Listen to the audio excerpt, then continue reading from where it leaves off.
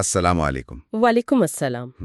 आज हम फिजिक्स के एक बहुत दिलचस्प और एफएससी के लिए अहम उन्वान पर गुफ्तगू कर रहे हैं, एंगुलर मोमेंटम। जी बिल्कुल।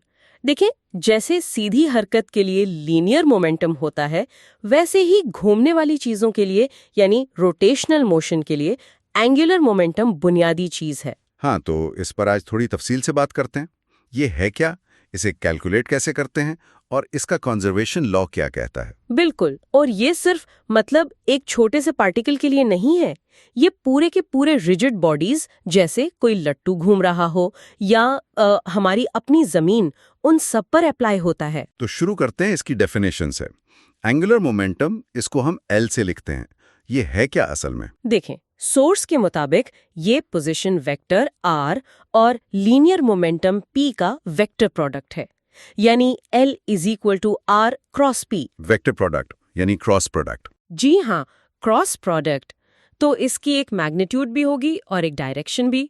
मैग्नीट्यूड होती है L is equals to R P sine theta. Theta यहाँ आर और पी के दरमियान वाला एंगल है। बिल्कुल। और p लीनियर मोमेंटम है, यानी मास टाइम्स वेलोसिटी mv। तो फॉर्मूला बन गया L is equals to mvr sine theta. और डायरेक्शन, वो कैसे पता चलेगी? वो राइट हैंड रूल से।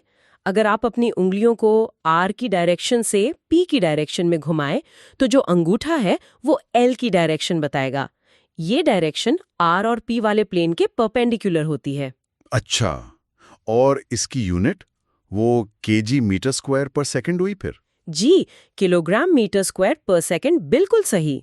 एक खास केस भी होता है ना, जब पार्टिकल सर्कल में घूम रहा हो? हाँ, अगर सर्कुलर मोशन हो और r और v परपेंडिकुलर हो, यानी एंगल 90 डिग्री हो, तो साइन 90 तो 1 होता है।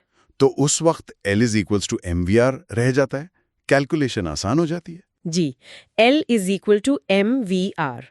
और फिर आते हैं रिजिड बॉडीज की तरफ, जैसे पंखा है या लट्टू।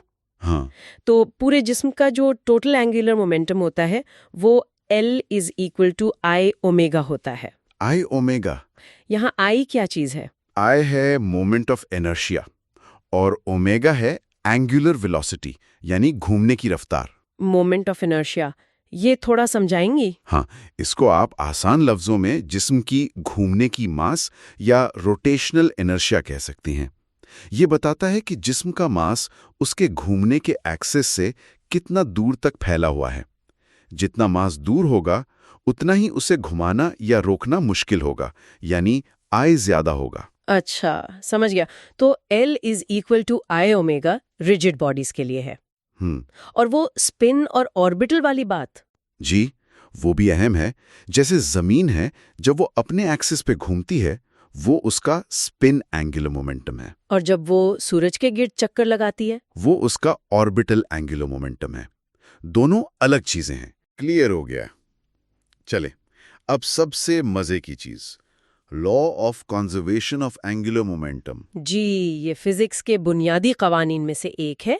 ये कहता है कि अगर किसी सिस्टम पर कोई बाहर से नेट टॉर्क ना लग रही हो, टॉर्क यानी घुमाने वाली फोर्स का इफेक्ट। हाँ, टर्निंग इफेक्ट ऑफ फोर्स, अगर वो जीरो हो तो उस सिस्टम का total angular momentum L constant रहता है, बदलता नहीं। इसकी मिसाल, वो डाइवर वाली मिसाल बहुत मशहूर है। बिल्कुल। डाइविंग बोर्ड से जब डाइवर हवा में होता है तो उस पर ग्रेविटी तो होती है, लेकिन ऐसी कोई खास एक्सटर्नल टॉर्क नहीं होती जो उसके घूमने को चेंज करे। हम एयर रेजिस्टेंस को इग्नोर कर देते हैं यहाँ। ठीक। तो जब वो उछलता है, उसने अपने हाथ पांव फैलाए होते हैं, मास दूर दूर होता है एक्सिस से, यानी मोमेंट ऑफ इनर्शिया I1 ज्यादा हुआ। एग्जैक्टली। अब L is equals to I omega को कांस्टेंट रहना है। अगर I ज्यादा है तो घूमने की रफ्तार यानी एंगुलर वेलोसिटी ओमेगा 1 कम होगी। फिर वो हवा में अपने जिस्म को सिकोड़ता है, टक पोजीशन में आ जाता है। जी। बाजू, टांगे सब अंदर। इससे मास एक्सिस के करीब आ गया, तो मोमेंट ऑफ इनर्शिया I कम हो गया। और L को तो कांस्टेंट रहना है। बिल्कुल, क्योंकि एक्सटर्नल टॉर्क नेग्लिजिबल है, तो जब I कम हुआ, L is equal to I omega को कांस्टेंट रखने के लिए ओमेगा को बढ़ना पड़ेगा। अच्छा, इसलिए वो तेजी से घूमने लगता है, समरसॉल्ट्स करता है, यानी I1 omega 1 is equal to I2 omega 2। जी हाँ, I1 omega 1 is equal to I2 omega 2। यही प्रिंसिपल आइस स्केटर्स भी इस्तेमाल करते हैं। जब वो स्पिन करते हुए अपने बाजू अंदर खींचते हैं तो उनकी स्पीड बढ़ जाती है। वाह, जबरदस्त। और जमीन की गर्दिश भी? हाँ, जमीन का जो घूमने का एक्सिस है वो भी तकरीबन कांस्टेंट रहता है, क्योंकि सूरज और दूसरे प्लैनेट्स की जो ग्रेविटी है वो जमीन पर ऐसी लगती है कि नेट टॉर्क बहुत कम होती है। इसलिए जमीन का एंगुलर मोमेंटम कंजर्व रहता है। ये सब एफएससी के स्टूडेंट्स के लिए बहुत इंपॉर्टेंट है। इम्तिहान के नुक्ता नज़र से क्या चीज़ें खास हैं?